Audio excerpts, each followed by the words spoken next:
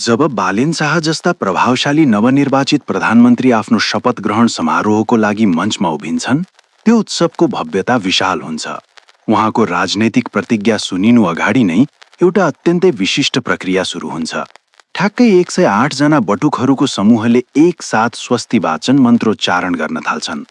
आखिर ठ्याक्कै 108 नै किन? 100 जस्तो सजिलो अङ्क किन भएन?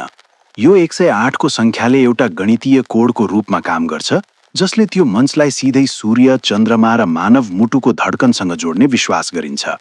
हामी यस्ता समारोहहरू समाचारमा देख्छौं र मन्त्र पनि सुन्ने गर्छौं, तर पर्दा पछाडि काम गरिरहेको यो प्राचीन विज्ञानको बारेमा हामीलाई थाहा हुँदैन। ती 108 बटुकहरूको उपस्थिति वास्तवमा एउटा अदृश्य र प्राचीन आध्यात्मिक ग्रिडको निर्माण हो। उनीहरू त्यहाँ एक प्रभावशाली नेता श्री बालेन शाहको सफलतालाई ब्रह्माण्डको शक्तिसँग गणितीय रूपमा मिलाउन उपस्थित भएका हुन्। यो ग्रिडको कार्यप्रणाली बुझ्न हामीले वैदिक ज्ञानको खगोलीय मापनलाई हेर्नुपर्छ। हजारौं वर्ष पहिले आकाशको नक्साङ्कन गर्ने खगोलविदहरूले एउटा सटीक दूरीको अनुपात पत्ता लगाएका थिए।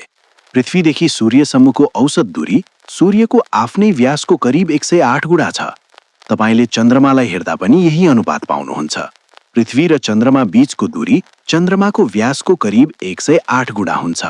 वैदिक विज्ञानले ब्रह्माण्डलाई केवल भौतिक विस्तार मात्र मान्दैन, बरु यसलाई समयको चक्र निर्धारण गर्ने एउटा यन्त्रको रूपमा हेर्छ।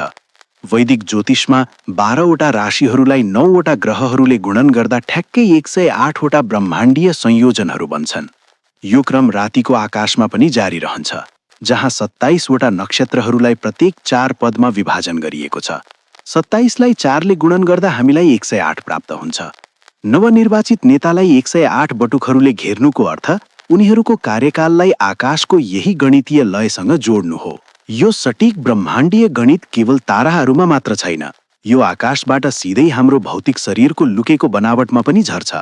आयुर्वेदले 108 वटा नाडीहरू अर्थात् जीवन शक्ति बहने अदृश्य ऊर्जा च्यानलहरूको अस्तित्व मान्दछ, जुन सबै हृदय चक्रमा आएर जोडिन्छन्।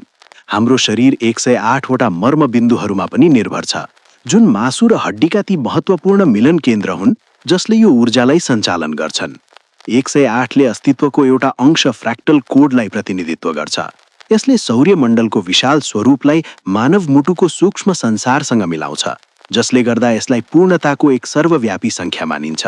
वास्तविक रूपमा कार्यक्रममा यो ऊर्जा प्रयोग गर्न बटुक भैरवको आह्वान आवश्यक हुन्छ। समारोहमा उपस्थित 108 बटुकहरूले भैरवको त्यही युवा र उग्र ऊर्जालाई दर्शाउँछन्। स्वस्ति वाचन जपेर बटुकहरूले नकारात्मक शक्तिहरू विरुद्ध 360 डिग्रीको एउटा आध्यात्मिक सुरक्षा कवच निर्माण गर्छन्। यो समारोहको सुरुमा वातावरण शुद्ध गर्न र दैवी आशीर्वाद निम्त्याउन पढिने एउटा आधारभूत वैदिक मन्त्र हो। स्वस्ति वाचनको उच्चारणले एक सोनिक प्युरिफायरको काम गर्छ। यी ध्वनि तरङ्गहरूले हावामा सटीक ज्यामितीय आकृतिहरू बनाउँछन्, जसले सम्पूर्ण कार्यक्रमलाई ब्रह्माण्डका चारै दिशासँग एकाकार गराउँछन्। यी बटुकहरू र उनीहरूका मन्त्रहरूले प्राचीन सफ्टवेयरको रूपमा काम गर्छन्। कुनै पनि नेताले आफ्नो ठूलो जिम्मेवारी सम्हाल्नु अघि उनीहरूले एउटा त्रुटिरहित वातावरण तयार पार्छन्। 108 को गणना, स्वस्ति वाचनको आवृत्ति र पीठहरूको भौगोलिक ऊर्जालाई मिलाएर यो अनुष्ठानले मानव चेतना र ब्रह्माण्डको व्यवस्था बीचको खाडललाई पुर्ने काम गर्छ। जब एक नेताले ती 108 आवाजहरूको अगाडि शपथ लिन्छन्, उनीहरूले ब्रह्माण्डको अन्तिम नियमलाई स्वीकार गरिरहेका हुन्छन्। एक यस्तो अधिकार जो आफूले सेवा गर्ने नागरिकहरू भन्दा पनि महान छ। यदि तपाईलाई यो जानकारी रोचक लाग्यो र यस्तै रहस्यमय र खोजमूलक सामग्रीहरू हेर्न चाहनुहुन्छ भने हाम्रो च्यानललाई सब्स्क्राइब गर्न नबिर्सनुहोला। हामी विज्ञान, इतिहास र हाम्रा प्राचीन परम्पराहरू बीचको यस्तै अनौठा सम्बन्धहरू खोताल्दै ल्याउनेछौँ। आफ्नो प्रतिक्रिया कमेन्टमा लेख्नुहोला र यो भिडियोलाई साथीभाइहरूसँग सेयर गरेर यो ज्ञान फैलाउन मद्दत गर्नुहोस्। अर्को भिडियोमा फेरि भेटौँला। धन्यवाद।